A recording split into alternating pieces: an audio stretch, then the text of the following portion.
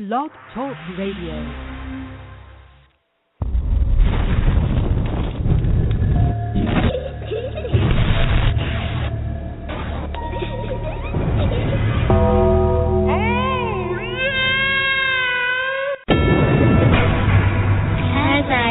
Down to sleep, lay me down. I pray my soul is mine to keep. My soul can never step outside this bed, never into all the evil. Now back from the dead.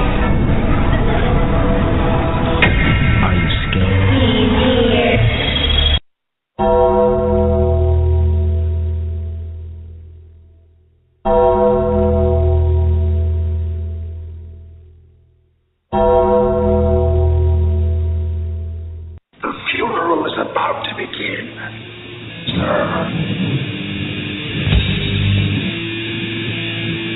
The calling hours.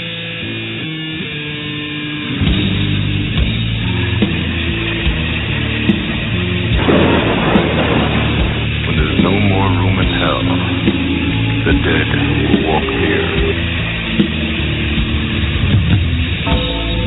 They will say that I have shed innocent blood. What's blood for, if not for shedding?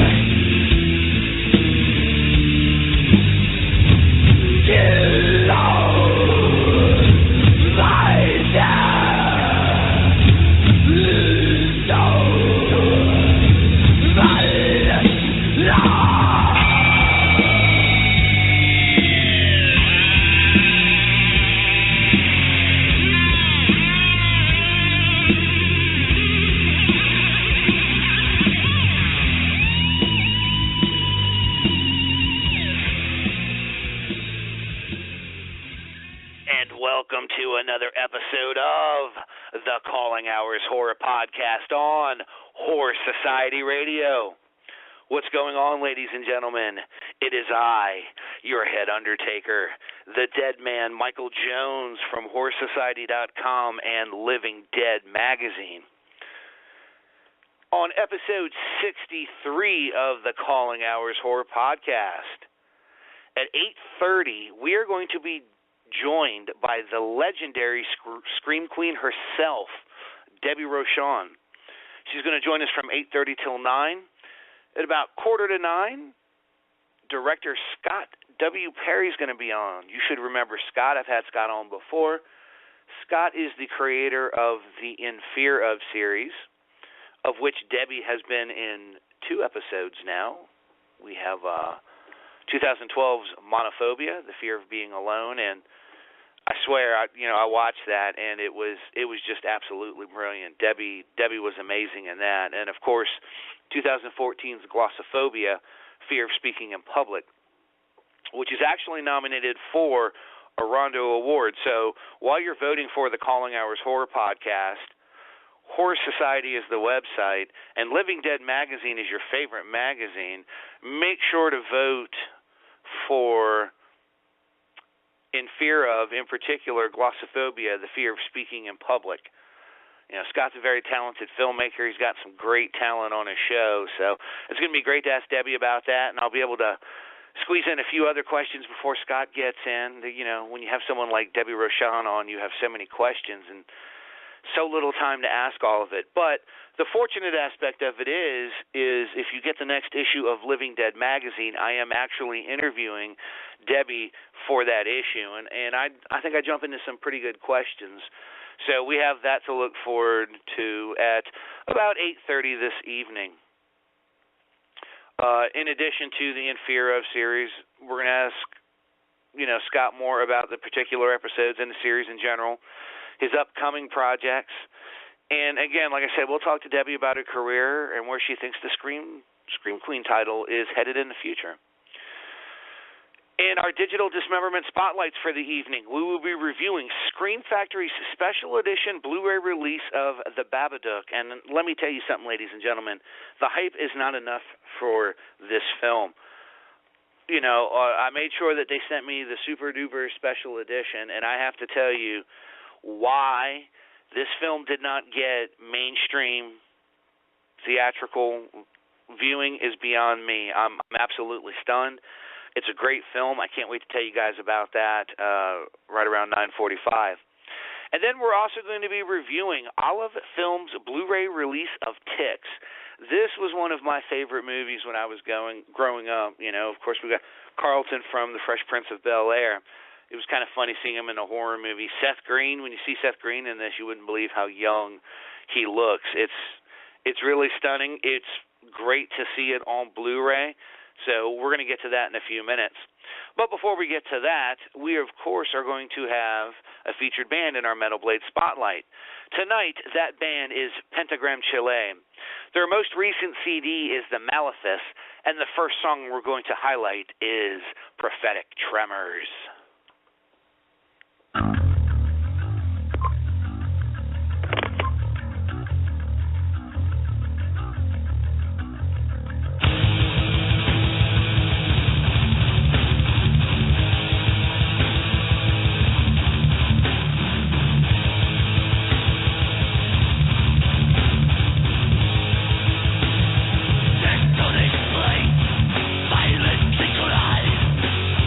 Fractured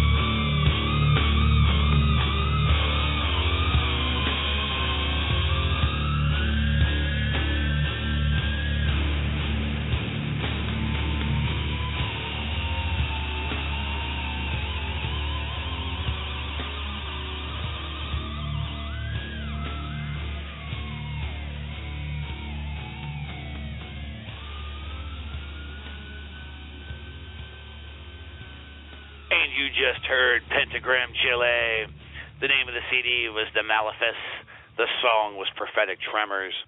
Make sure to head on over to www.metalblade.com. Find out more about Pentagram Chile and all the other great artists on the Metal Blade label. Yeah. Coming up in about 19 minutes, we're going to be joined by royalty. Scream Queen Debbie Rochon will be joining us till 9 o'clock. We're going to talk about her career, and we're going to talk about her work with Scott W. Perry and his Rondo Award nominated series, In Fear Of. But before that, it's time. It's time for some digital dismemberment.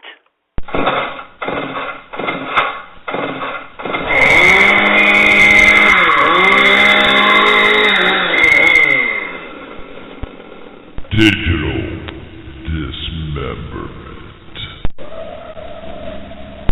And in our first digital dismemberment spotlight for the evening, we are going to be covering Olive Films' Blu-ray release of Ticks. I don't know how many of you remember this movie, but if you have not seen it, shame on you. A little bit of background information, directed by Tony Randall, by the way. A group of problem teens from Los Angeles join an inner-city wilderness project in an attempt to get back in touch with life's priorities. Led by do-gooders Holly and Charles, Rosalind Allen, and Peter Scolari. When they get to the campsite, they begin having problems adjusting to the wildlife, particularly with the local marijuana growers using herbal steroids to accelerate plant growth, and the mutated ticks that the leaky steroid system has created. These oversized mutant ticks with an insatiable lust for human flesh start terrorizing the campground, eating the campers and everything else in sight. The stellar cast includes Amy Dolans, Seth Green, Alfonso Ribeiro, Clint Howard, and Rance Howard. And, of course, directed by Tony Randall, who did Hellbound Hellraiser 2. You know, this is one of those guilty pleasure movies for me, I guess. A lot of people would look at it and kind of laugh at the picture a little bit. I've always found it to be highly entertaining. I thought the Ticks makeup and effects was really cool. The film certainly had its fair share of blood. And, you know, again, like the story said on the back of the box, it's basically these group of inner city kids that all have their own issues, and they go out to this camp, and of course they have the marijuana farmers out there, you know, another bad knock on pot, but using steroids and it infecting the local tick population. And we see a rather gruesome scene with Clint Howard early in the film where he becomes infested with the creatures. It's pretty skin-crawling, to say the least. And then later on in the film, we see another such occurrence when Alfonso Ribeiro's dog is attacked, and they take the carcass to the vet. And upon inspecting the pet and inserting a syringe, the tick runs out and runs amok in the doctor's office until they wind up squishing him. And it's at that point it's ascertained from residual goo that's dripping from the ticks that something is accelerating their growth, quite possibly something to do with the marijuana fields. Well, eventually the sheriff is found dead, and the kids are basically trapped in the house. Alfonso Ribeiro's character runs off after his dog is killed and is overtaken by a tick and manages to crawl his way back to the cabin. And in that meantime, the two of the marijuana sharecroppers had a run-in with him and wound up shooting him and leaving him for dead. He winds up surviving. They get back to the house, and the infestation is on. You know, a forest fire is started, and the ticks are rushing away from the fire and towards the house. So, in a lot of ways, you can compare it to that scene in Arachnophobia where the spiders are assaulting the house. It's very much, you know, how it went down. And there's some gruesome set pieces in there, different ways of trying to escape and get to the truck. Someone gets hit by it. You know, the giant super tick that winds up growing in Alfonso Ribeiro's body. Pretty crazy stuff, but, you know, still pretty interesting. Again, I thought the creature effects were pretty well done. for what it was, the acting was very well. It's it's one of those guilty treasure films like Troll or Troll 2, Ghoulies, movies like that. Ticks just struck me as that, and it was so much fun to see it released in a Blu-ray format. And of course, the kids wind up escaping at the end, and all the way at the end, the van that they drove in is left in an impound yard, and at the bottom there's an egg sack, and they drop off, and you're led to believe that some of the ticks may have escaped out into the city environment and would start attacking people. It's again, to me, this is one of those quickie creature features nowadays. This would be made with CG, would probably be on the Sci-Fi Channel. And, I have to admit, I am impressed with the cast. I mean, Peter Scolari, Amy Dolan, Seth Green, Clint Howard, we've seen in so many horror films, but still it's so good to see him. Alfonso Ribeiro, I mean, whoever would have thought? Horror film, it's just really cool. It's nostalgic. That's the word I want. It's very nostalgic to see a film like this. Now, unlike Scream Factory releases, again, we had talked about with the Boogans, Ala Films doesn't do a lot of special features. On this particular one, there is an audio commentary with director Tony Randall and co-star Clint Howard. The film, again, like I said, it looks beautiful. It looks like it has some wear. I'm not surprised. There probably weren't a lot of original print source copies to go from to reconstruct this, and by no means is it a bad-looking print. It's just it's definitely a worn print. You're talking about a film that's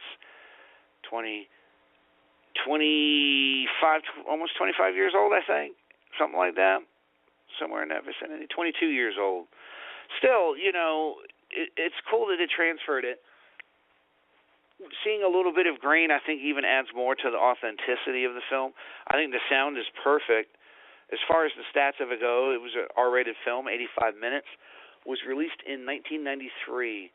It's anamorphic widescreen. I love the poster art on the front. There's just, again, there's so much to like about this film. There's so much enjoyment to take from it. One of the things that I found really nice about it, the commentary of, hearing Clint and Tony talk about the film and, their obvious warmth and affection for it. This is just one of those films that you look at it and you take it at its face value. It's straight entertainment. It's not a film that you need to overthink. Nothing that needs to be crazy or anything like that. But again, very enjoyable, a fun film to watch. Producer on the film was Brian Usna, who I've had on the film, of course, on the podcast, of course. So that's always nice.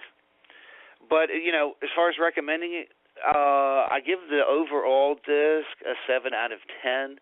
Again, I'm one of those sticklers for more behind-the-scenes interviews and things like that, but by no means is this a terrible pickup.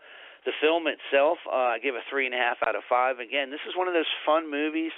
It's fun to have your buddies over, have a few beers, relax however you want to relax, and just have a good time. Like I said, they don't make creature features like this anymore. Now it's all CG, and it wouldn't look as good. So I definitely recommend you go out and pick this up. Head on over to olivefilms.com. Order your copy from there. I'm not too sure at what local big box retailers you'll be able to pick this up, but make sure to head on out there and pick up your Blu-ray copy of Ticks. In a couple of moments, we are going to have our first of 2 interviews for the evening. We're going to have Scream Queen Debbie Rochon on, and that's going to be, I think, a really fun conversation. There's a lot that we can still learn from her. There's so much that she's done historically, accomplishments, just everything. She is the pinnacle of what a Scream Queen is, and we're going to ask her about that when we have her on. But I just want to throw a little bit more info out there to you. Of course, you guys know I write for Living Dead magazine, and the interview with Debbie is going to be in next month's issue. But I wanted to throw out there, don't forget about Living Dead magazine's convention that's going on November 13th through 15th in Portland, Oregon. I do know that they are announcing guests. I will get a solid guest list, but I've heard rumors someone from the original Friday the 13th is going to be there. I've also heard rumors that someone from a certain traumatic film company named Trauma might be there as well. So it's going to be a good time. I, of course, am going to go out there representing Living Dead magazine, of course, Horror Society, and the Calling Hours Horror Podcast.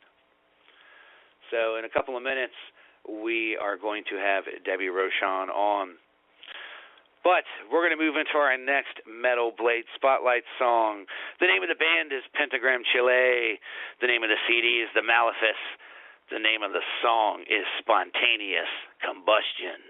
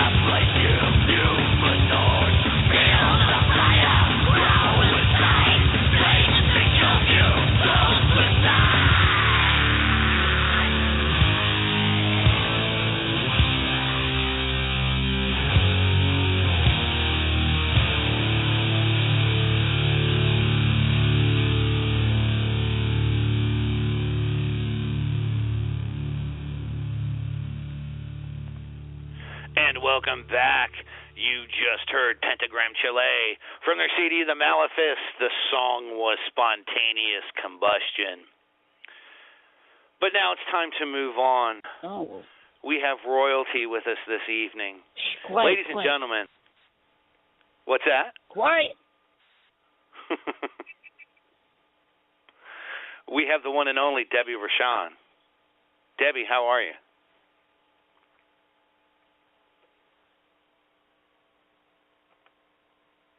I'm not sure if Debbie's still there. We'll give her a minute.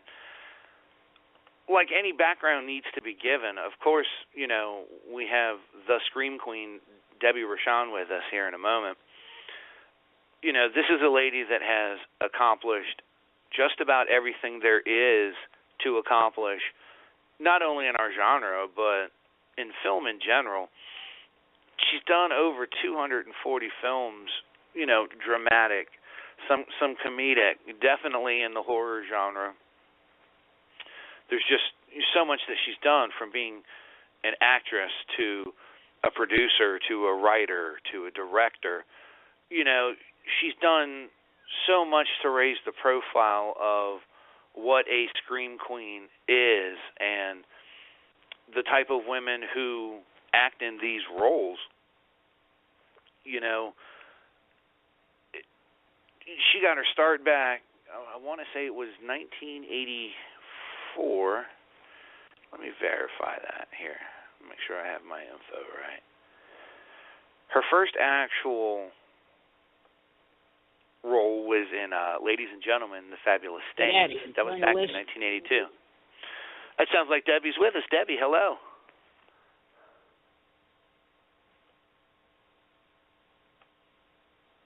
I think she might have dropped out again.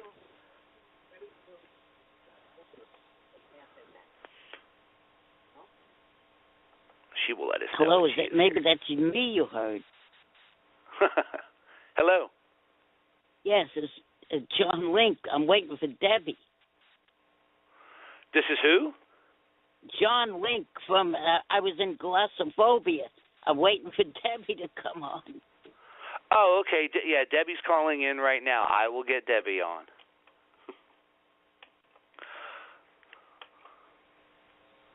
Ladies and gentlemen, sorry for the delay there. We have Scream Queen Extraordinaire, Debbie Rochon. Debbie, how are you this evening? I'm good now. Wait a second. We had all kinds of confusion going on there. The first introduction, Johnny Link comes on. Isn't that funny? Hi, it's Johnny. too weird. It's very weird. It's just very odd. I usually don't have people that call in just to listen to the show, and I've got Scott on Facebook, and I was like, "There's this 908 number calling." I said, "Is that her?" And he goes, "Oh, I think it is. So that's why I picked it up." But I'm glad we got over that confusion, and we've got you here. Oh yeah, well I'm glad too. When I thought you were picking me up, not by car, but the first time you were talking about Ladies and Gentlemen, The Fabulous Stains, and I was thinking, oh, what are they going to say about it? You know. And but then boom, all this happened, and I was curious. Did you see the movie? See which one? Ladies and Gentlemen, The Fabulous Stains. No, I did not. You know, as avid as a film collector I am, there are just some things that I don't have contact or source to. I would certainly love to. Of course, I've seen numerous of your other films, but I thought it was a funny coincidence. You know, I'm interviewing you for the next issue of Living Dead magazine, and I mentioned your stage work and all of the training that you went through and things like that. But one of the films I wanted to talk to you about right out the gate, I had just seen Axe to Grind, and yes. I loved every single minute of that. I've had Michelle Tomlinson on. I've interviewed her a couple times. She's a Joe doll. Williamson. Yeah. She's amazing, and one of the things that I thought, the two things that were really amazing about the film were just the emotional content that you made your character go through, and the interaction between you and the rest of the girls in the cast was amazing. Kind of talk about how Axe to Grind came to be and how it was working with them. It was okay. Well, first of all, I have to say how short it was. It was just like a wham bam, thank you ma'am type of movie. It was 4 days. Shot the movie in 4 days, and it's a testament to the director and his wife, who was the DP, because seriously, they just, we did so much so quickly that, and she made it look so good, like how do you make something shot that quickly look so good? And it was just kind of, it just was a blink of an eye, and it's over. And working with the girls, they were terrific sports. I mean, the abuse I laid on them was pretty amazing. And it's funny because I'd known Michelle from around forever, it seemed like, since the early 90s, it seems like, and never had worked with her. And she's just this amazing woman who's, was going through so much at that time, and, just such an inspirational, amazing woman. Well, what an honor. Yeah, and the material, it was so much fun. Come on, let's be totally honest here. You could take any profession, and you could want just to do this to people in any profession. You know what I mean? Just like go out there and go ape shit and just do the fantasy thing, the fantasy pretty much knock everybody off type of thing. I don't think that's too much of a stretch as far as, it, getting to act out your personal fantasies. That was pretty much completely enjoyable for me. But it's, stuff like that is just, it's kind of easier for me to put myself in the headset of just somebody who's been betrayed, been an underdog, been kicked around, and, just doesn't want to take it anymore. That I can relate to that. It's harder for me to play a victim, which is really weird in the horror world, right?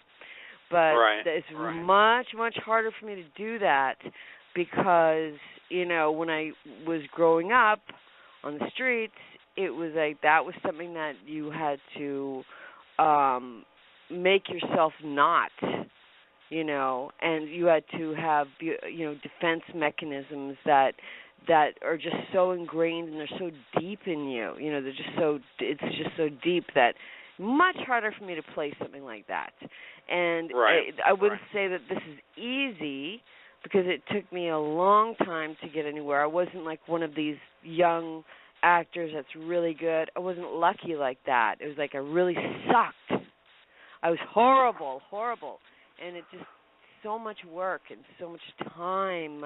And then finally, you can get to the point where, okay, I'm doing stuff that, I don't necessarily feel like I want to vomit when I watch it. So it takes a long time for some people to get there. And not everybody just does excellent work right away, and some people do, and that's the thing. It's fascinating to watch. One of the points in your career that people would point to and say, quote unquote, this is when she made it, this is when she hit the big time, was your association with Troma Studios. How did you first get in contact with Troma, and how would you say working with Troma transformed your career? Troma, very interesting. In 1992, I went there over to there, meaning Troma. I went over to the building in Hell's Kitchen, and I interviewed Lloyd Kaufman for a magazine I was writing for at the time. And he just said, hey, you're doing all this other stuff too? You're acting too? Hey, well, why don't you come and do some modeling for some slicks? Because, of course, Troma would pick up movies and then put new titles on them and new artwork. And so they would Sure. have photo sessions where they would actually, of course there was Photoshop then, but it certainly isn't what it is now. And, we would actually have, like, sets and stuff and do, like, cover art shoots for different movies that you weren't in, of course. And so that's how I met him originally. And then, we would do things like do cable TV appearances, like skits on maybe, for instance, Cinemax was doing a Traumathon, and they had like 5 trauma movies in a row because cable was really, really young. And everybody, whenever they're young and they have no money, they go to trauma. And cable was no different. And that means cable all over the world, in Germany and in England, all over the place. So they went to trauma, and they would do these trauma marathons for like nothing or next to nothing that have programming. And not only that, but they would have like the bumpers. They would have skits with us in the trauma office that would be sent in by Lloyd. So it was like, there you go, free programming, good for trauma too. But yeah, and then as soon as they, get their bearings financially, then they don't run the trauma movies anymore, which is sort of like they have such a weird, relationship. I think only finally Lloyd's getting the true respect from the masses. But how did it change my experience? Well, my point was I'd been doing so much with him up until 1995 when we shot Romeo and Juliet. Which is one of my favorite movies, by the way. I have to say that. When the first time I saw that movie, I was like, this is the best thing ever. That's awesome. It was so entertaining. It really was. Yes. But please. Really, no, it was amazing, because there's just so much there, and the magic, to me anyway, in Romeo and Juliet is just, okay, you have Lloyd, you have James Gunn, you have all of these people that James Gunn has brought in, and the people that Lloyd's brought in, and you have like some really amazing actors. And you don't really see that in a trauma movie, and I think that's what surprised everybody. And then it kind of like, in this really weird way, put trauma back on the map, because they were becoming very, like Toxie 2 and 3, for example. So I'll try to keep this short. I mean, talk for hours. Okay. But Toxie 2 and 3, for example, right? And Kabuki Man and all this stuff, it was kind of like, and they were, kind of sort of petering out, if you will. Like, as far as, like, being in favor, they were really in favor with the first Toxic Avenger, of course. And then, had various amounts of success with sequels, But if you were there, you would see that there was nothing but, all of the people around, whether it be the big companies or the other film companies, had nothing but, they just wanted to poo-poo trauma all the way. They would say, whatever you do for your career, don't work with trauma. Don't. Big mistake, bad mistake. And I've never listened to anybody in my whole life, my God, I just, I go by instinct. What do I want to do? What do I want to do? And that's what I do. So anyway, working with Lloyd, and then Romeo and Juliet comes along, and we were doing a trauma skit. Can't remember the name of it, but it was a half-hour infomercial. And anyway, it was during a time when there was a ton of infomercials, so it was a takeoff on an infomercial as a joke, but they really were selling the trauma change your life package. So that was pretty funny. That was, 93 we did that one or something like that. And so he had a script, and he let me read it, and it was pretty good. It wasn't yet James Gunn's script. But he, I knew a couple years before he made it that he was going to make it. But Michael Hers, his partner, did not want him to make it. Like, they were having really big controversy because Michael was like, I don't know what he wanted to make, but let's just say it was, maybe it was Toxie 5 or 4 or whatever it was, or something else. But he did not think this would fly. As a matter of fact, this was the first movie that Michael Hurst did not co-direct with Lloyd. Huh. Because I never noticed that in the credits. Yeah, he did. Well, whether it's in the credits or not, he was always on set. He was always there beside him. And it didn't mean, obviously, because it was made, that he wasn't going to allow Lloyd to do a dream project like that. But he just didn't want to do it and didn't see that it was going to do anything. And the irony was, it kind of, Lloyd had such a good rapport with James Gunn, and there were such great actors, and the story was really good, that it put Troma back on the map of being, cool and edgy and different, and they had something to say or offer. Right. It was the first time in forever that, all of the local newspapers in New York City were all, almost all raves. I mean, it was amazing. It was just really amazing. So it was a big turnaround for the company, and everybody in it did well by it. It was amazing. Now, Scott's going to be joining us in about 7 minutes, and I'm going to ask you about the In Fear series, with Monophobia and Glossophobia. But one of the other things I wanted to ask you, because it's, as a writer over at Horror Society, we have a lot of internal discussion, and we interview a lot of upcoming young actors and actresses. The term Scream Queen, you are definitely the pinnacle, one of the undisputed names when it comes to that word. I'm the Mike Tyson? Is that what you're saying? I think you're pretty much. That's so awesome. I believe you would bite someone's ear, but. Ear off. What? But what I wanted to ask you is, yes, with as far as filming has progressed since you started, the advent of social media the way that it is, in your opinion, has the definition and parameters of what a Scream Queen have they changed? Is it still pretty much the same? What do you think about how much easier it is to get a project out there now? Well, that is such an amazingly good question for all of the deep reasons that I mean that, not that, how things have changed, but the depth of that question is pretty amazing. And to be perfectly honest, I could talk with you for 2 hours, your entire show or more, easily about this subject.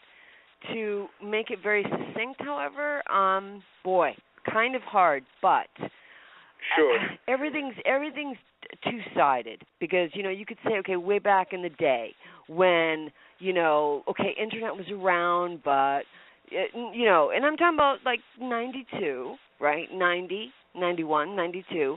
There's obviously internet just coming into people's homes at that time. Sure, it was possible to track some people down.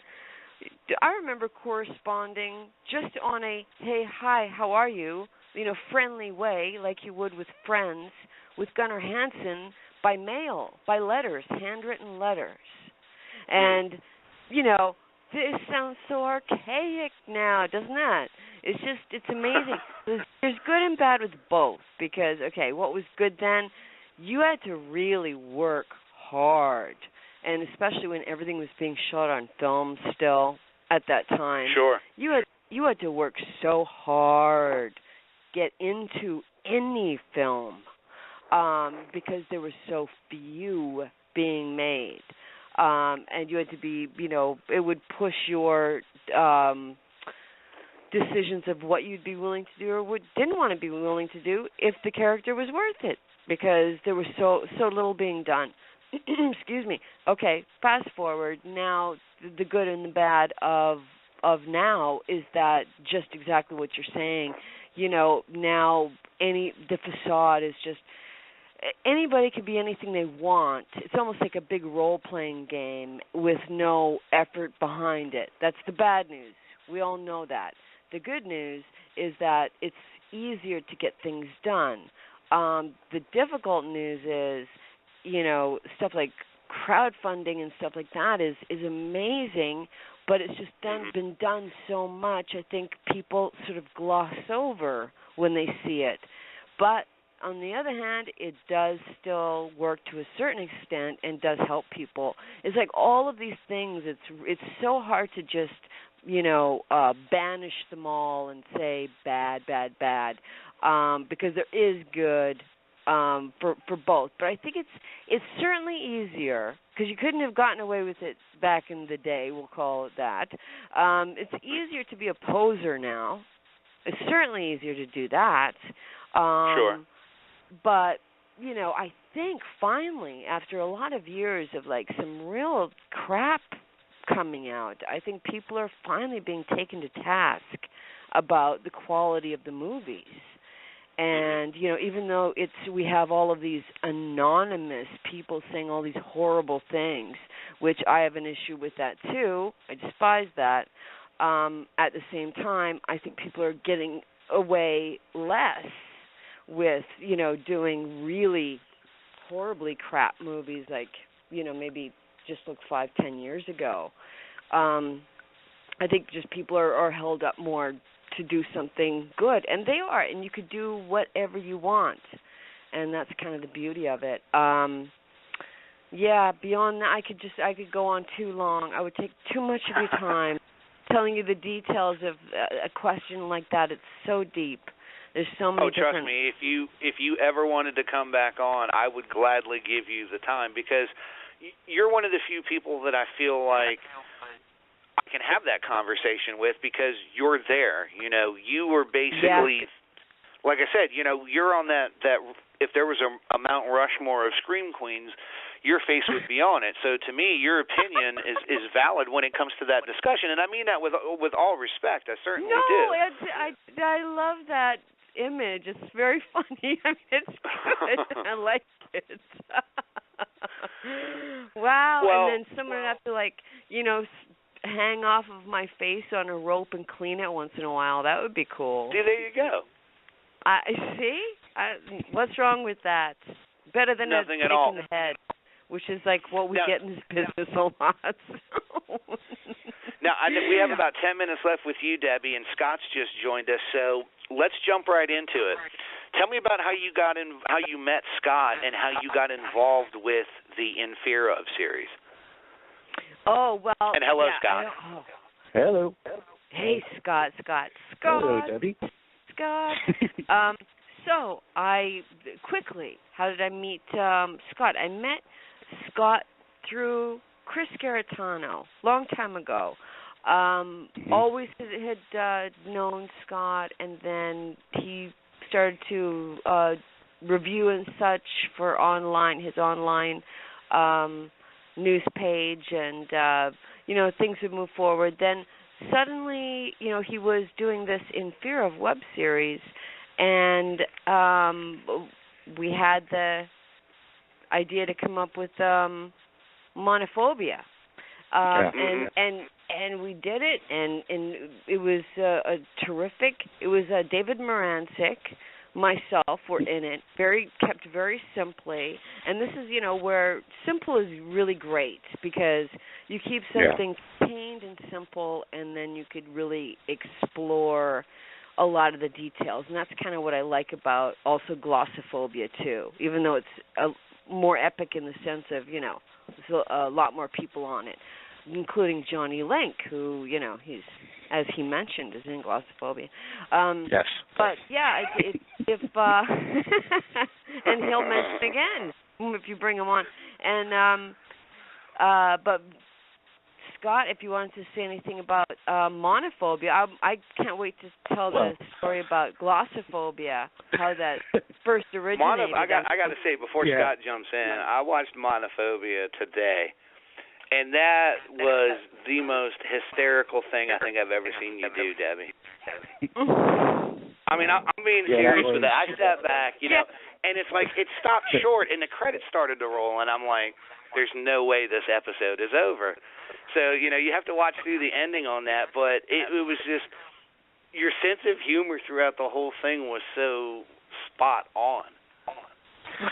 Well, that was just, I mean, filming, we couldn't stop laughing on a lot of the takes. I know poor David playing a corpse he couldn't keep it together. Neither could us. Neither could any of us. And it was just a fun shoot throughout.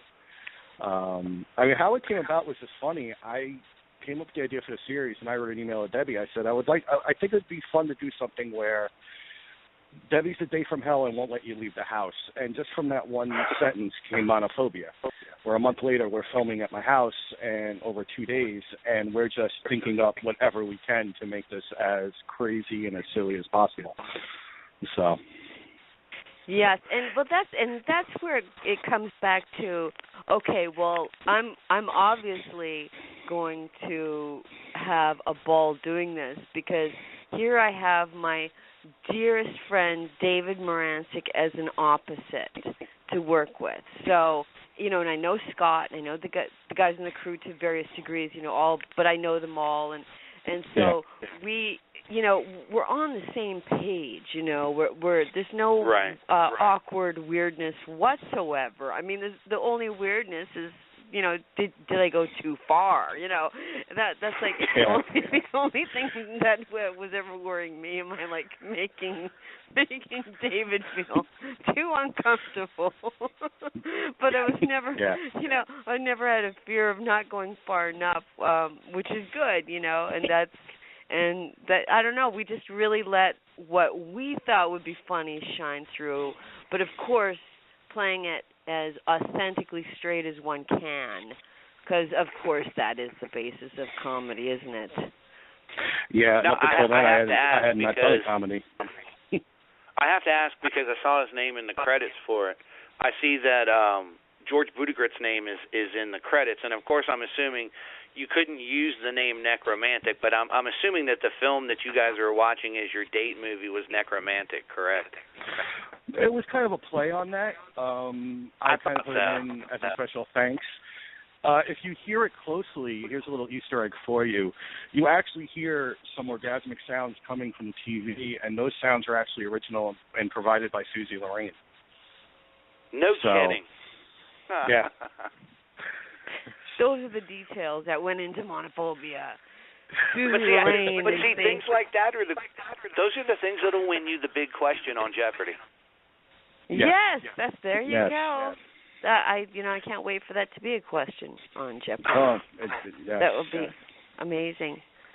Well, we got our last 5 minutes with you, Debbie. So let's talk about Glossophobia. Talk about coming back and being in a second episode of the In Fear Of series. Okay, well, I could say this, that David and I were dying to do something else with the series and with Scott. And but where we came up with the idea, this is so funny to me. And this is like an example of, it's kind of like, the old saying, okay, do what you know, or like some bizarre variation of it, because that's what's really going to be best. Just if the germ of an idea is something that hits home with you already, or that is something that you've experienced on some level already, then I think that there's a certain authenticity to it. Okay, so here's how we came up with the idea. We are both in Buffalo. We are on this huge budget sci-fi movie, like sci-fi channel movie. And I'm FICOR, which means I can work union and non-union. So, but this particular day, I was working union on the movie. So I got this little trailer. And so I, of course, brought David in there, and we were, getting ready to do our scene, and we were in this New York City Police Department gear, like bulletproof vests, like the whole 9 yards, like top to bottom, outfitted, like, really swanky costumes and everything. And so we're sitting in my trailer, and I'm laughing, and I'm like, it's amazing. Like, you get to have just a few lines and get a trailer, and just like the difference, we're talking about the difference between doing low budget independent movies and these like crazy financed, TV movies or big movies. And so I said to him, because it's getting late in the day, it was maybe 4 o'clock, and they would always stop at 5 or 6 on the dime. And I said, you know what, it'd be so nice if they don't get to the scene, because then we will come back and sit in this trailer and get paid the same amount tomorrow. And we wouldn't have even stepped on the set today. We would have got, the union rate. And so we decided that's what we wanted to happen. So every time there was a knock on the door, somebody saying if everything was all right, we would jump. It's gotta be like, no. So then I started laughing, and I said, this is like a fear of acting. It's like, it could be like, and I said, this would be an amazing short. Only instead of people wanting you to, come out and act, if this is like, there were zombies everywhere. I said, this is like, it's so simple. It's contained in this like little, trailer. And I'm half giving everything away when I tell the story, but that was it. We went to Scott and we said, we got to do this. We got to do this. And Scott was amazing. Yeah. He made it happen. Like he got costumes. It was, slightly, we were Army, not, New York City Police Department, but he got like a trailer type of a environment, and it was great. It was just so much fun. Yeah. Now, what do you think about it when it was brought to you, Scott? I remember when it was. We were at the Buffalo Screams Film Festival, and both Debbie and David presented it to me, and I'm like, that would be an awesome idea. I don't remember exactly when the idea of zombies were put in, because I remember it was when it was pitched. It was just the knock on the door, and I think when we were all talking about it, it was like, well, why don't we make it zombies? And that's where it really came together. It was one of those things where, again, we pretty much, the three of us came up with pretty much with everything and collaborated, and we were able to get a whole great group of extras as zombies, including John Link, and and it was a lot of fun. I remember when we were on set, I remember telling Debbie, I'm like, we did Monophobia as the first episode. It's 18 months later, and this was the 19th to be filmed. So it was like, it's kind of amazing how far it went along, but it was so cool to see because there was a lot of people involved with that episode who had already worked on some episodes before. So to get everybody together and do it and really believe in what we were doing and how much fun we were having, that was really cool. But I love the concept. I agree. I heard it. And Debbie, I know you have to go. I want to say thank you so much for being on. Thank you for all the years of entertainment. I look forward to getting your answers for the interview question for Living Dead magazine. And like I said, if you ever have news, if you ever want to come back on and talk about a project or something, you're always welcome on the show. Oh, thank you so much. Really, really appreciate that. And thanks to the listeners, both you guys. I know you, all you guys. I know you guys have a very big audience. An honor being on the show. Thank you for having me.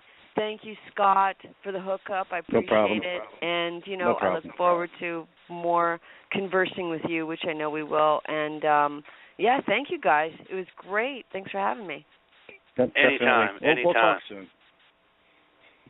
Bye-bye now. Bye. Once again, ladies and gentlemen, the legendary Scream Queen, Debbie Rochon. Scott, thank you for making that happen. It was that's one of those bucket list things, How often do you, like I said, you get to talk to one of the Mount Rushmore faces of Scream Queens, it's not an everyday occurrence. So thank you for that.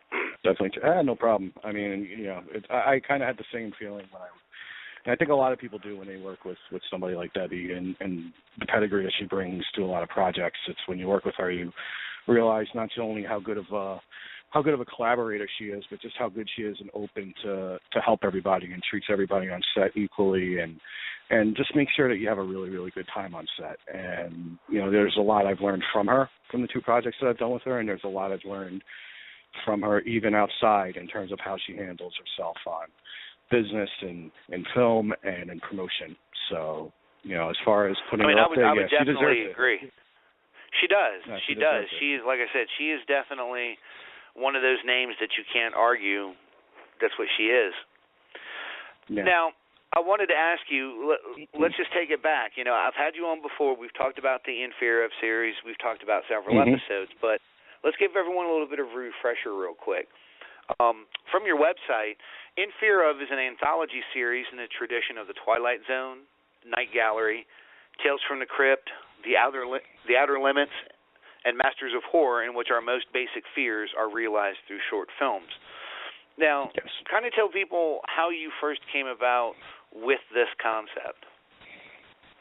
I was doing a short film called Ghosts, and I was thinking about getting a concept together. I hadn't done a short film in quite a long time. I hadn't done about maybe 2.5 years or so, and I really liked doing a short and doing something simple. And it was just an intimate set with a couple of people, and I started reading some things about fears, and I came across a site called the Phobia List, which had this listing of about 100 phobias, hundreds and hundreds of phobias. And I'm looking through some of them. I'm like, this would make a good idea for a series, because I was trying to find something that would bring a bunch of independent talents together with a common theme. And you can't get more basic than your fears. So when I saw this, I was like, this would be a good theme to go upon. And then soon after, I'm doing Monophobia with Debbie, and we do 5 more episodes, and we hit the ball rolling on it for season 1. You know, it's an absolutely amazing series for those of you that have not seen any of them. And one of the things I had wanted to ask Scott when he got on the air was, after watching, what was the one I watched earlier today? Torpophobia? Fear, Beer, and Buried Alive? Beer, yeah. Yes. You know, the production qualities are just absolutely stunning for the episodes. You know, I mean, almost television quality. You know, I appreciate that. You know, after watching it, I'm sitting here and I'm going, you know, why isn't this on Chiller? Why isn't this on Sci-Fi? You know, kind of talk about where you're trying to take the series and if there's been any interest from anyone for picking it up. Well, let me ask you, would you be interested in seeing this on a television network like Sci-Fi, like Chiller? Would that be something that you or maybe horror fans would be interested in seeing? All right, well, I would love to see it. Hopefully. I mean, I would like for it to happen. I'll tell you what it reminds me of. I don't know I think we're about the same age, so hopefully we watched the same things growing up. I remember as a kid in upstate New York, and I'm 39, by the way, I remember USA Network had Friday and Saturday nights, you know, the Saturday Nightmares, where they would play 2 horror movies, and they would run all the old TV shows and stuff, and monsters and stuff like that. But every once in a while, they would have like a little 5-minute short that would play. Like the dude that finds the apple on the shore, and he bites it, and it turns out a fish is fishing for people. There was a hook in the apple. You know, just cool stuff like that. And, yes, I would love to see stuff like that. I mean, if you look at everything else that's put out there today, this is far and away better quality than a lot of the stuff that gets put out there. Well, I do appreciate that. The only thing I can say about it at this point is I hope something can happen with it, and if there's an acceptable offer to be made from a network, I'll gladly take it. But are we looking at television? Of course. So, but that's really all I can really say about that at the moment. It's good to hear that, though. I'd like to hear more. Hear more of that. We'll draw up some better interest, of course. So. Well, it really is. Like I said, the taphophobia one, the fear of being buried alive. You know, I really enjoyed that. You know, it had horrific elements in it. You know, I thought the acting in every episode that I've seen, I thought the acting was good. I thought the camera work was good. You know, everything about it is entertaining, and I think it's different. And I will say, I've seen on the internet where other people now are doing shorts based on phobias. You know, how does that make you feel to see, imitation the sincerest form of flattery to you? Well, I don't know if it's imitation. I mean, it's not like I created every phobia known to man. I mean, they're sure there for everybody to see, so everybody can do it. So that's, I mean, you know, it's not.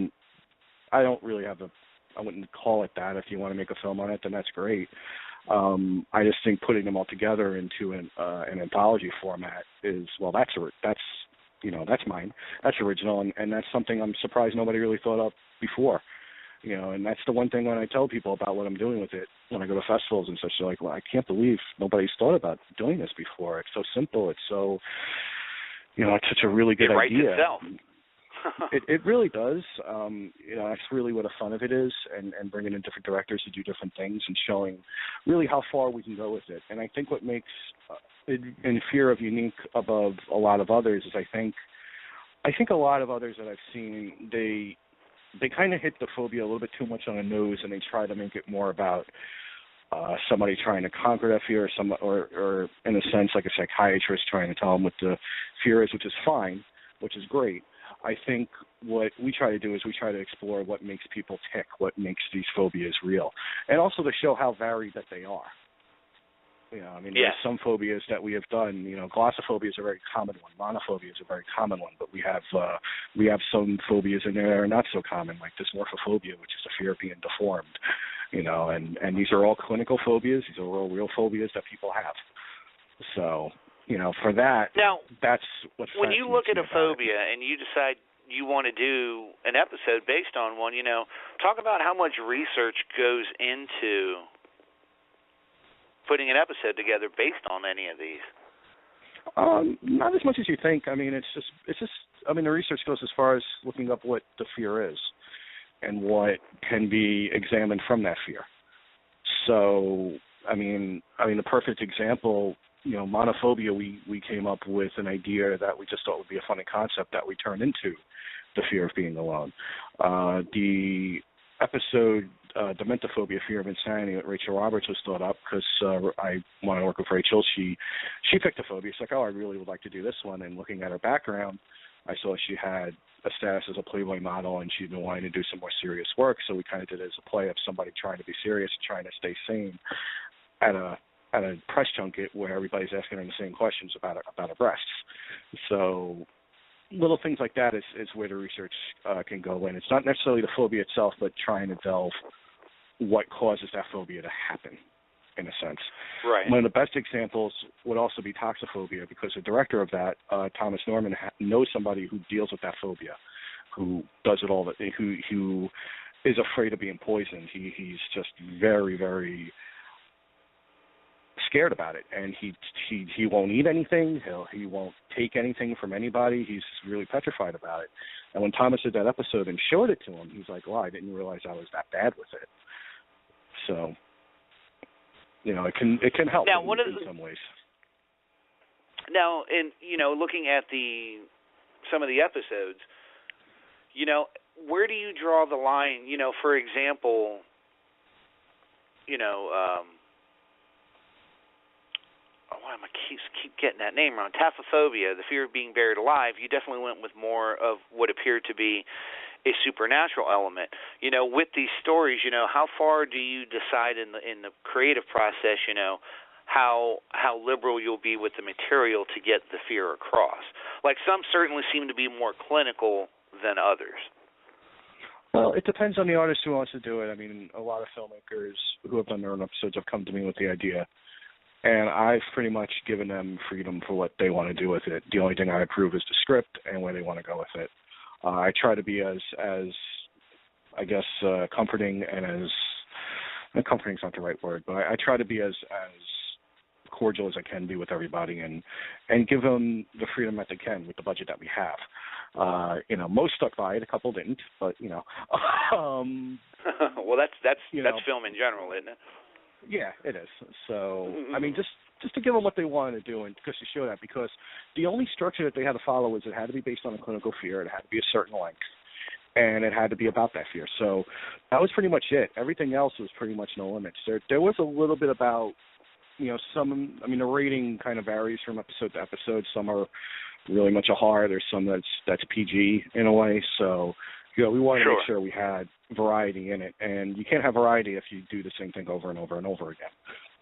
So definitely. That's the way. Now, one of the trademarks of the series so far has been, and certainly we saw it tonight with having Debbie Rochon on, you've had an incredible cast of female talent in your series. Kind of talk about some of the names that you've gotten involved and how you've brought them into the project. Well, I think if it wasn't for Debbie's initial involvement in the series, I don't think I would have been able to get as many actors as I've had, because she really brought upon a respectability factor with it.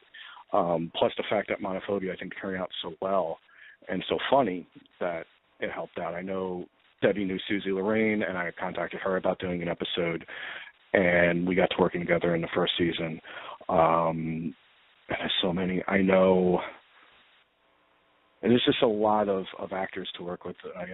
Susie I've worked with on 3 episodes, technically 4 if you count, her making sex. Right, Heather Drew too, I believe, correct? Yes, Heather, who I met at the Macabre Fair Film Festival 2 years ago, which is where the majority of the zombies in Glossophobia were from. And we had played in Fear. It was the first time we played the first season in a public at a festival. We had done a private screening earlier, and we had a really nice response to it. And a lot of the filmmakers who were there really took to it, and I had hired a couple based on their films that I saw at the festival right there, including some actors. And I met Heather, and I really liked her. I really liked her enthusiasm. And when it came time to do Deformity, I hired her for it. And then she wound up being in 2 more episodes just on account of being there and being so supportive of the series. It's kind of funny. She's been a blonde in 2 episodes, and she lives. She's a redhead in 1, and she dies. So.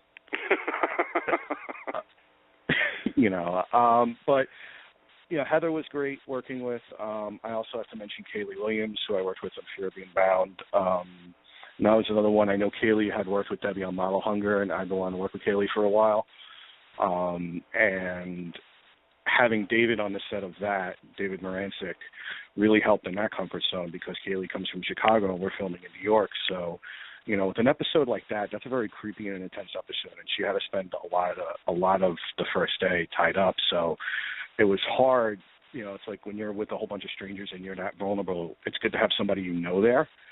So that kind of helped with a little bit, and I thought she gave a really good performance. I wound up working with her again in Once When I Was Dead. Of course, I've been a huge Clive Barker fan. I've been a huge fan of his work. I loved Nightbreed. And my series producing partner and my friend Bob Broadmerkle had this idea for Agoraphobia, and he wrote this great science fiction script. And I remember reading it, and he's like, "What do you want to do?" I said, "I want to see if I can. I want to see if I can get her for you." Because I loved Nightbreed. I loved Dan in it. I was hoping to work with her on something, and I remember contacting her late one night, and I gave her the script. I'm like, "What do you think you want to do it?" And she's like, what I didn't know is that she is a humongous fan of the Twilight Zone. And she wanted to make sure we were okay. We had a few meetings. We talked it over. We did a few auditions. She brought in her friend Frank Vlasnik, who plays the other character, Mr. Kendall, in it, and they are just amazing together. And when she agreed to do it, I was pretty happy about it, because it was like I got a chance to work with a really good alumni who knew acting, who knew theater, who knew a lot about the New York, especially the New York theater community, and I learned a lot just from preparing with her. And she liked the concept of the series so much, she created her own episode that she put into the series, which is Disposophobia, that she got Barbara Rosenblatt from Orange is the New Black to star in. And she wanted to do it herself. She wanted to fund it herself. So I was just amazed by it. And just to see that the series kind of put a spark into that, into writing and producing, which I think is the area she wants to go in more now. But just to see that, and to see, as she's putting together some fundraising for it, to see Clive Barker, Neil Gaiman, Chris Claremont posting about In Fear Of was pretty surreal. But Anna's she's been great. She's been great to work with. Rachel Robbins is also a great actress to work with. She's really funny, and doing an episode like Dementophobia, Fear of Insanity, really played to her strong suit. She almost says it's a biopic, because she feels like it's so close to how how people really view sex objects, women who use their sexuality in film, and said it was pretty accurate. It's weird, it's funny, but it's also kind of true in how a lot of media and a lot of men in particular just look at women as sex objects, and they try to be more than that, and people just don't want to admit that. And trying to see if I can remember it. Well, in Tapophobia, Jamie White, really young actress, was amazing in that. I was glad we were able to get her for that. Without revealing anything, she was a real trooper in one particular scene that you have to see. Kelly Ray Legault in Toxophobia was really, really cool to work with. She has a really good theater background. She's just her star is starting to rise, and that's good to see. And Susan Aitchison from Scotomophobia, Buried Alive, which was Jeremiah Kipp's brainchild. That was a very intense edit to do and to put that together. And Susie won a Best Actress Award at Horror Hound last year, and she deserved it. So all in all, it's good to work with women on a set. There's a lot of great men who have been involved with it too.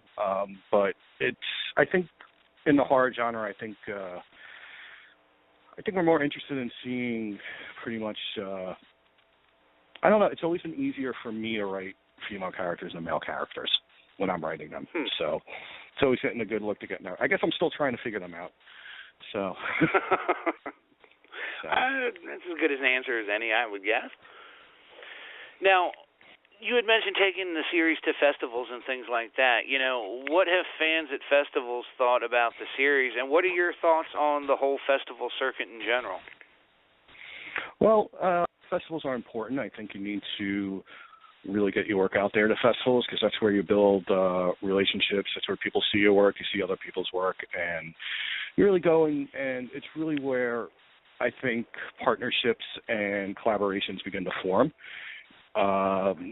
If it wasn't for the Macabre Fair Film Festival, I think half of the episodes wouldn't have gotten what I was able to get for it without their help. So, that was very important. At Macabre Fair Film Festival, I met now my producing partner, not just on Bureau, but on a few other endeavors, Tony DiBenedetto. And I'm very, very thankful for that, because, I think we have a good thing going. We produced once together, and we're planning on a few things in the near future. But I think that it's good. One of the things I get at festivals is it's kind of funny, because everybody thinks I'm an expert at phobias, and I'm not. So I get a lot of people who come up to me, and there's one in particular. It's like, I'm eating, and they're like, I have a great idea for Fear the Number 13. And it's like, I'm eating? Get the fuck away. But it's cool to have that, because it shows that people are enthusiastic about it. But there's only so many episodes I can do without going insane. Right. But it's cool to see that, and there's a lot of people who come to me, and then someone come to me and is like, oh, I have this fear, I have that fear, it'd be cool if you did that as an episode, And I'm like, oh, that's awesome. And it really, it's kind of a good icebreaker in some aspects, but when people think I'm this expert at phobias, and they give me a phobia name expecting me to know the definition, and they're like, oh, you don't know what you're phoning? I'm like, yeah, okay, whatever. But that's kind of funny.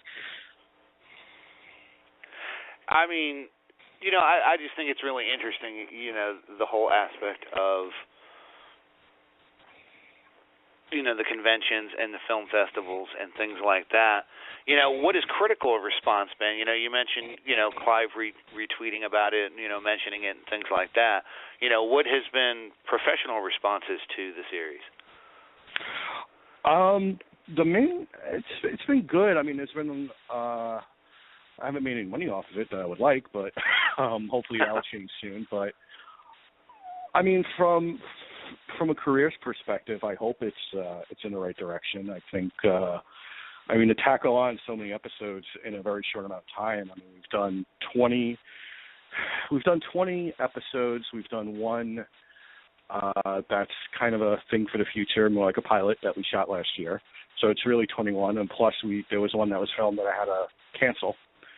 So, when you take away that and the fact that I did once as a short film last year in the middle of doing all of this, and a couple of music videos in such a short amount of time, I mean, the one thing I've heard from a couple of people is like, you've put all this together, and I'm like, well, a lot of people helped. I mean, there's been over 200 people involved within Fear of, but being kind of the one putting everything together and making sure everything is fine, it can get tiring after a while. And the fact that there's some productions that I've seen where, it's been 5 years and they can't even produce a 15-minute piece of work when they've been promising it, and it's like, it kind of shows. It's like, oh, this is somebody who can get things done. That's the way I kind of want to look at it. But I also want to show that I can work with a lot of people as well, and I think working with the variety of people that I've had, even though they all know each other, I think helps as well. I love the fact that there are people who met on sets that I did that have become really good friends and are working together on other projects. So, to me, that's a good reward. Now, of course, there was season 1, and now we have season 2. Kind of give people the highlights of what season 2 is going to have, what season 2 has in it. In terms of, it's something for everybody. I think, we have 14 really good episodes. They range from classic horror, from Fear of Being Buried Alive, to pure comedy and Fear of Insanity, to psychological horror and Fear of Deformity, to a straight-up fast slasher film like Monophobia, Fear of Being Bound. So I think if you're a true fan of horror and you want to see how far the horror genre goes, I think you'll love it. If you love Twilight Zone, Tales from the Crypt, which I did growing up, we had a lot of them. I think we were a little spoiled with them, and there's a huge lack of them. And I hope, I hope this does fill a bit of a void on that. Part of the reason why we're on Vimeo on demand is because, I think there is an audience for this. I'm not asking for a lot. And I think, for $1, if you really like what you see, just check it out. It's a great... I would certainly agree with it. It's entertainment that's well worth the value. Now, I know you're looking at hopefully other kinds of distribution or anything, but you have season 1, you have season 2, or is there any consideration to putting out a collector's set on DVD? There is. I still have to finish one more episode before I even think about what to put on it yet. So if all goes well in the universe, probably around Halloween, I'll see about releasing something or putting something via the website. I'll probably do it self-distributed wise. I have been looking at other on-demand outlets to broadcast a series on for this season. I mean, I know we're not. There's some episodes that are almost episode length. If you kind of add a host segment, they would be. Right. But yeah, I think for the amount of time that we have in it, I think we have something good, and I think it's good. I think it's worth a binge watch because it's the length of. You put in the first and second season together, it's the length of 3 feature films. So it's just getting together, watching some good old fashioned horror. Old school American horror. Here's an interesting question, I think. With there being so many phobias out there, is there a phobia that's too taboo for you to do an episode about? Well, yeah, obviously, there's a couple that I would never do. There's, of course, homophobia and I think it's Jewidophobia, which is fear of gay people and fear of Jews. And I won't make it political. I won't make it about sexuality. I won't make it about anything religious as well. Well, it depends on the religion, because there was an episode that I wrote that we haven't done yet called Fear of Church, but it's not about the fear of the religion. It's about how the church can be a scary place for a child who sees it for the first time. And there are people, when I was trying to put that together, like, I don't want to do this, I'm religious. And so I was like, all right, maybe I'll put that in the back burner a little bit because people are a little bit offended by that. But I don't want to, there are some things that I think are a little too taboo to do. And also some I just won't do because, I mean, we did a pilot Fear of Clowns last year. And before that, I had about 10 requests a day for people doing the Fear of Clowns episode, because Clowns is, it's kind of one of the easier ones to think of. And I was looking for a complicated way for it to happen. And when we found it, and I was like, okay, well, let's do that. And also it's like, all right, well, we got the Fear of Clowns out of the way. And when you see that, that's an amazing professionally done episode, which I'll talk about that soon. It's going to be playing at World Fest. And, with that, I think, that's what I think. Now, you sent me another short to watch, and I really, really enjoyed it. It was starring Tiffany Shepis, Gabriel Stone, Kiva Dawson, Kaylee Williams. Once When I Was Dead, Yeah. really striking. Reminded me kind of a story that was done in, what was it, Tales of Terror or something like that, where the artist uses blood to paint. But kind of tell us about where the concept for that came from. I mean, it's a very visually striking film. Well, thank you. It's a very hard film for me to. I guess going into it's been a little bit hard. It's a very personal film.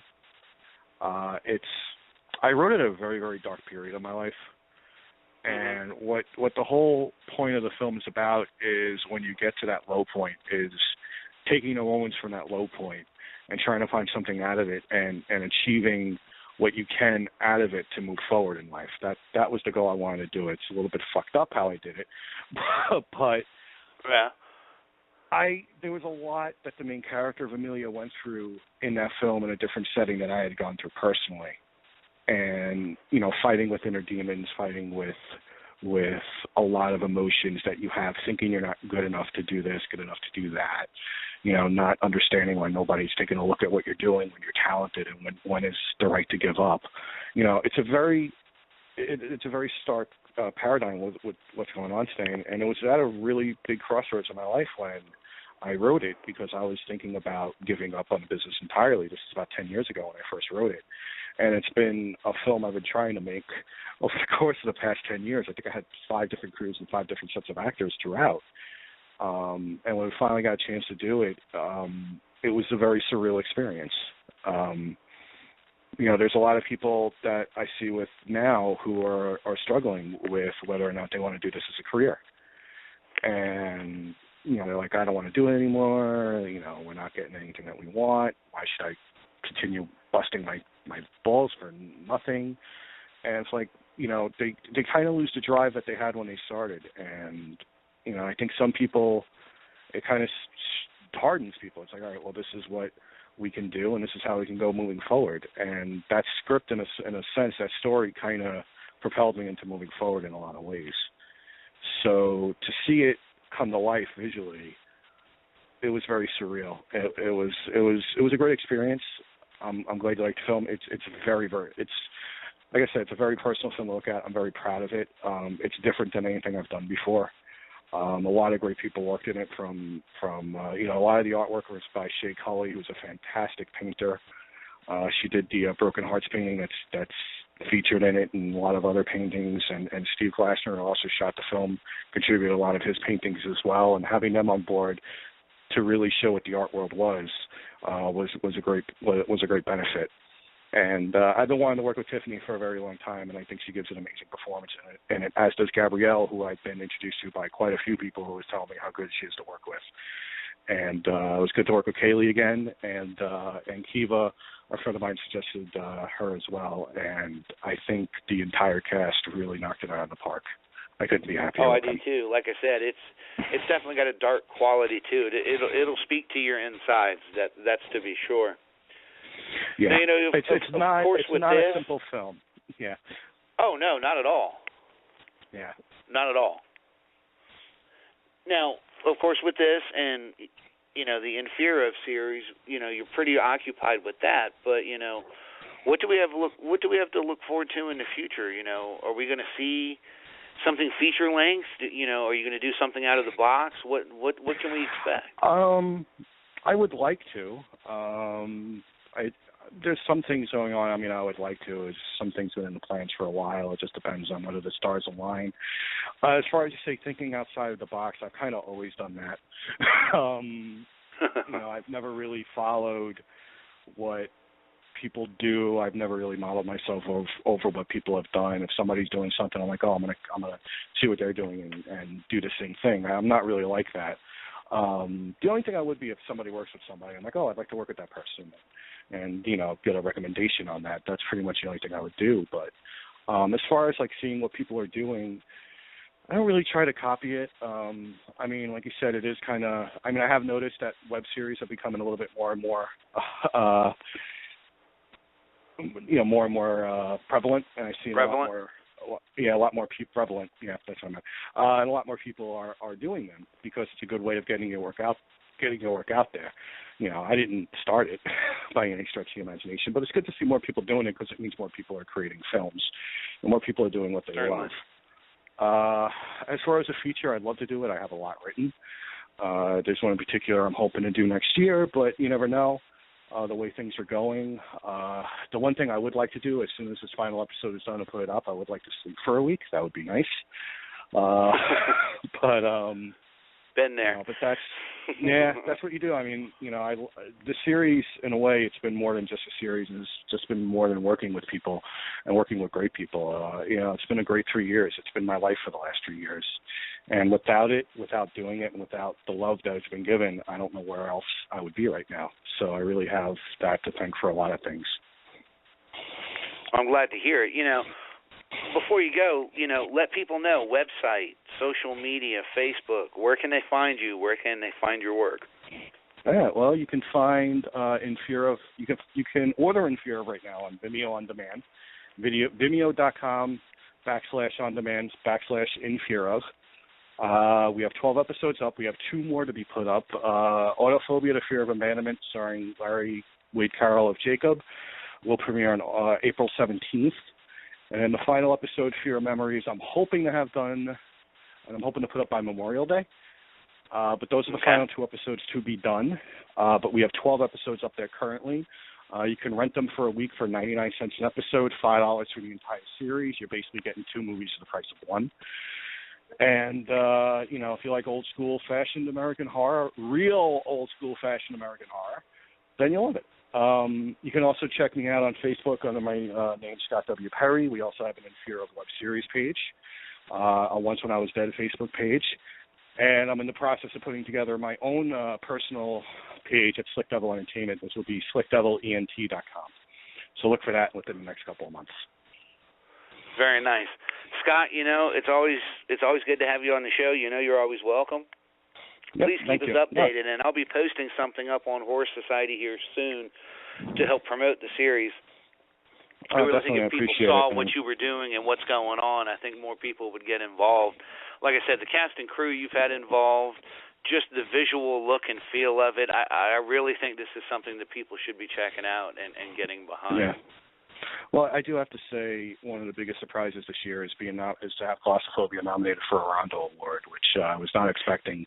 Really came as a huge shock, and I know you're nominated as well. And it's good to be acknowledged by people who know horror and who love horror, and to be recognized for that.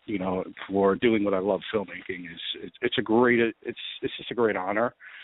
It'd be nice to win, but for me, it's just a great honor to be nominated on it, and it just shows that I'm doing the right thing, and we're all doing the right thing. Exactly. People are watching. People are listening. You can't give up faith. I know how it is. I went through a bad separation and divorce, and it derailed my career for several years, and it took me a long time to get back to where I am now, man. And all you can do is just keep plugging and live the life, man. Dream the dream. Yeah, that's all you got to do. But it's been fun. It's been great, and I look forward to what else you got for me, and thank you for having me on, and looking forward to what else you write about it. All right? Anytime, Scott. I'll talk to you soon, brother. All right, thanks. Once again, everyone, that was director and the creative mind behind the In Fear Of web series, Scott W. Perry. And we also have to thank Scott for bringing on the Scream Queen of Scream Queens, Debbie Rochon. Coming up in a few minutes, we are going to do our Digital Dismemberment DVD Blu-ray review of Scream Factory's special edition Blu-ray release of The Babadook. I know, there was a lot that I said right there. and drive you all crazy. But let's get into our final Metal Blade spotlight for the evening. Once again, the band is Pentagram Chile. The CD is The Malefice. This song is The Apparition.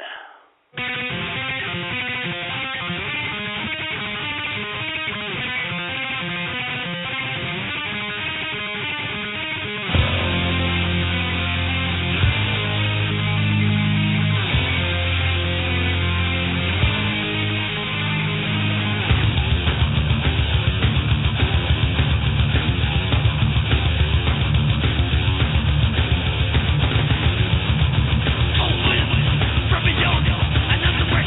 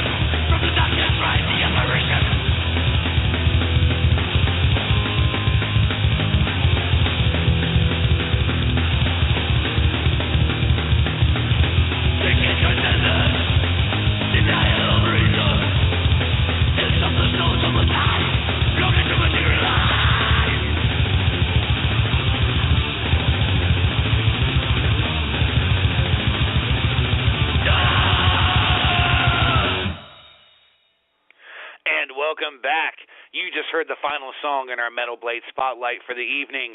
The name of the song was The Apparition. The band was Pentagram Chile. The CD was The Malefice. Make sure to head on over to www.metalblade.com. Check out all of the great bands that they have for your metal listening pleasure. Make sure to order all of your favorite band merchandise and CDs right from there. Just wanted to throw out there again, make sure to pick up your copy of Living Dead magazine. The current issue is the Rob Zombie issue. The great editor-in-chief, Deanna Utella, interviews the one and only Rob Zombie in that issue.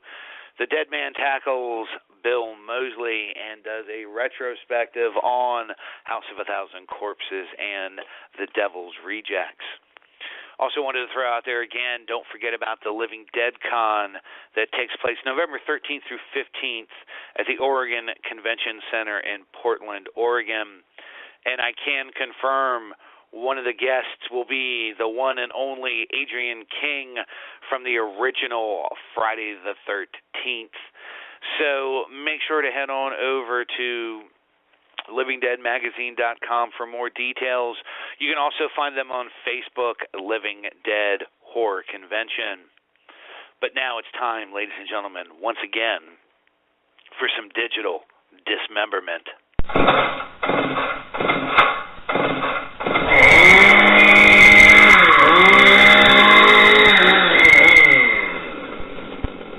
Digital dismemberment.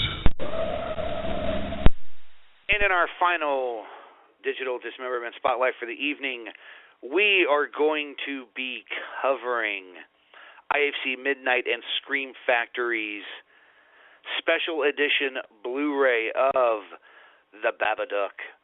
And before I even get started, I have to say this movie more than lived up to the hype and everything I heard about it.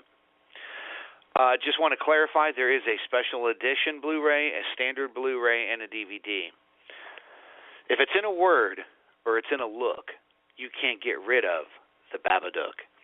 This chillingly prophetic refrain haunts the worldwide sleeper hit The Babadook, the engrossingly eerie tale of a widowed mother and her troubled young son. On April 14th of this year, this critically acclaimed psychological thriller makes its Blu-ray and DVD debut from Scream Factory in partnership with IFC Midnight. The special edition Blu-ray, which is what we're reviewing this evening, comes housed in a striking limited-run pop-up package, comes loaded with bonus features, including theatrical trailers and an in-depth look behind the scenes of the making of The Babadook with cast and crew interviews, which is under the Creating the Book with illustrator Alex Zhuzov. Hope I pronounced that right. A tour of the house set, the stunts jumping the stairs, special effects, the stabbing scene, as well as deleted scenes and director Jennifer Kent's award-winning short film, Monster. The standard Blu-ray and DVD editions include the theatrical trailers and look behind the scenes of the making of The Babadook with the interviews, Creating the Book, a tour of the house set, the stunts, special effects. Named one of the top 10 films of 2014 by the New York Times' A.O. Scott, New York Magazine's David Edelstein, and Slate's Dana Stevens, The Babadook is one of the most celebrated genre films in recent history. Winner of 3 2015 Australian Academy of Cinema and Television Arts Awards, including Best Picture, Best Original Screenplay, and Best Direction, The Babadook has earned rave reviews from critics and audiences alike. Star Essie Davis's captivating performance as the tormented Amelia has won Best Actress at Fantastic Fest, Stygius International Film Festival, and the Toronto After Dark Film Festival, as well as earning Best Actress nominations from across the globe, including San Francisco Film Critics Circle, London Critics Circle, Houston Film Critics Society, and the Australian Film Institute. Heralded as deeply heartfelt yet generally frightening, The Babadook is a must-own for all fans of genre cinema. For the actual synopsis, where there is imagination, there is darkness, and from within that darkness lurks a being of unfathomable terror. Amelia, AFI Award winner Essie Davis, is a single mother plagued by the violent death of her husband. When a disturbing storybook called Mr. Babadook turns up at her house, she is forced to battle with her son's deep-seated fear of a monster. Soon she discovers a sinister presence all around her. A chilling tale of unseen and otherworldly horror in the haunting tradition of The Conjuring and The Orphanage, Jennifer Kent's visceral journey into the heart of fear itself is as terrifying as it is believable. Once again, I don't think there can be enough said about this film. This reminds me of the first time I saw Ju-on, the original version, R-Point. Movies like that, it grips you, it brings you in. It is definitely much more of a psychological horror film than it is bloody or gory, but the suspension and the tension that ratchets throughout this film is something that'll just have your teeth on edge the entire time that you're watching it. You know, the film was made to have very much of a storybook look and feel to it, and the concept of the Babadook and what he is pretty fascinating. I think there's a lot of ground that you could further explore it. Again, as it's mentioned, Amelia is living with her son. It's almost his 7th birthday, and she's still traumatized by the night she had him. She and her husband were in a car accident, and he was decapitated. And she's never really ever dealt with that loss. She works in a nursing home type of environment, and her son starts to have behavioral problems to the point where other students, teachers, other kids, even family members don't care to be around him. So they're reading a book at bedtime one night, and she reads him The Babadook. And it all seems like innocent child fun until things start to happen. And for a while you're watching the movie, you're not sure 100% if you're watching supernatural horror, if you're watching someone just slowly go mad. You know, and I think that's part of the charm to the film is it doesn't leave you hanging, but in a lot of ways, it leads you down a lot of corridors for you to speculate on your own, and in a lot of situations that really cranks the intensity of the film up even more. So as the film goes on, depending on your viewpoint, Amelia slowly becomes possessed by the Babadook, and the book foretells things that she will do, and she does everything in her power to keep the last from happening. And the little boy is quite inventive in trying to protect his mother with different sleights of hand when it comes to magic tricks and weapons that he's designed, like a mini crossbow and almost like a rock launcher, a backpack-mounted rock launcher. You know, the actual depiction of Mr. Babadook, drawn animation style, I think really helps lend towards the quirkiness of the film. It'll certainly be a cult film that people will talk about for years. Not quite in terms of similar tone and style, but in a lot of ways I would almost equate it to a Donnie Darko in a small sense, and it's meant to be a good thing. It's just a different abstract way of looking at the film and how everything panned out. And as it goes through, there is a nice twist ending, because it's mentioned that you can't get rid of the Babadook. But as the mother stands up for herself, it seems that the Babadook, in a small sense, replaces the grief that she has for the loss of her husband and lives in her basement. And at the end of the film, they celebrate the young son's birthday as if nothing has happened.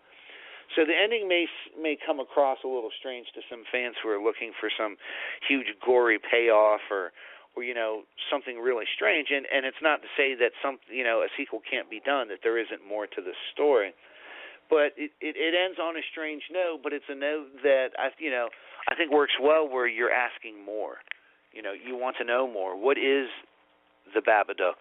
Where did the book come from? So there's really a lot there to like. In terms of special features, again, one of the pinnacles when it comes to what Scream Factory has put out. You, of course, have Jennifer Kent's short film Monster, which the Babadook is partially based off of. You have a few deleted scenes from the film. The limited edition pop-up packaging is absolutely spectacular. It's a red slipcover case, and it says the Babadook on the front. And then when you open it, you know, it has if it's in a word or in a look, you can't get rid of the Babadook, and it's a pop-up. It's absolutely beautiful, stunning, just the way that is. And then, of course, you have the poster art IFC had put out for their original release, and then Scream Factory has an alternative flip cover for it as well. The cast and crew interviews and a look behind-the-scene features of the Babadook. The interviews were absolutely stunning. It's well over an hour's worth of interview footage from just about everyone in the cast and the crew. Really gives you a really good look at how they all came together to make the film, and I think the casting and the crew, you know, it was just straight on. I don't think anyone could have replaced anyone to make it any better. The creating of the book with the illustrator Alex Huza, I hope I'm pronouncing that right, was really interesting. They showed several different versions of the book, including quote-unquote the hero book. Would love to own one of those. Talked about how it had to be made by hand. It would really be something cool to have. They show a tour of the house set where they basically built the house, and they talk about how everything was filmed there and the fine details to get the house to look the way that they wanted on film. It really gives you a good idea of how set design and things like that go on, especially all the work that goes in. They showed, for a stunts sequence, they showed the jumping the stairs, which was pretty interesting. There's a small part where one of the actresses, the lead actress, hurts her foot. Just kind of shows the what goes into the stunt end of it. They show how they do the special effects stabbing scene, which was really cool, with a piece of meat, and it just comes across really well. There's a couple of theatrical trailers for it as well. This is the complete package. As far as an overall rating goes, this disc gets a 10 out of 10.